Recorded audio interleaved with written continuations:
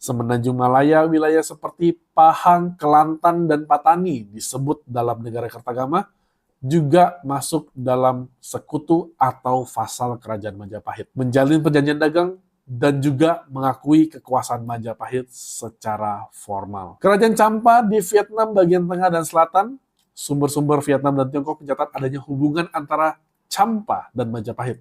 Hubungan ini tampaknya berjalan dalam bentuk diplomasi dan aliansi, karena kedua kerajaan sama-sama berhadapan dengan kekuatan Mongol dan Tiongkok Selatan. Pada saat Ibunda Sang Ratu Dyah Gayatri wafat pada tahun 1305 Masehi, Ratu Tribuana Wijayatunggadewi mengundurkan diri dari tahta Majapahit dan menyerahkan tahta kerajaan kepada putranya, Hayam Wuruk. Ketika naik tahta, Raja Hayam Wuruk baru berusia 16 tahun. Namun, di bawah bimbingan ibunya dan Gajah Mada, ia segera menunjukkan kebijaksanaan dan kecakapan sebagai seorang pemimpin kerajaan. Pemerintahan Hayam Wuruk dianggap sebagai masa keemasan Majapahit, di mana wilayah kekuasaannya mencapai titik terluas dan paling stabil sepanjang sejarah kerajaan tersebut. Bersama Gajah Mada sebagai Mahapati, Hayam Wuruk memperkuat struktur pemerintahan dan memperluas pengaruh politik hingga hampir seluruh wilayah Asia Tenggara bagian barat dan bagian tengah. Kemudian Trowulan, ibu kota Majapahit, menjadi pusat pemerintahan dan kebudayaan.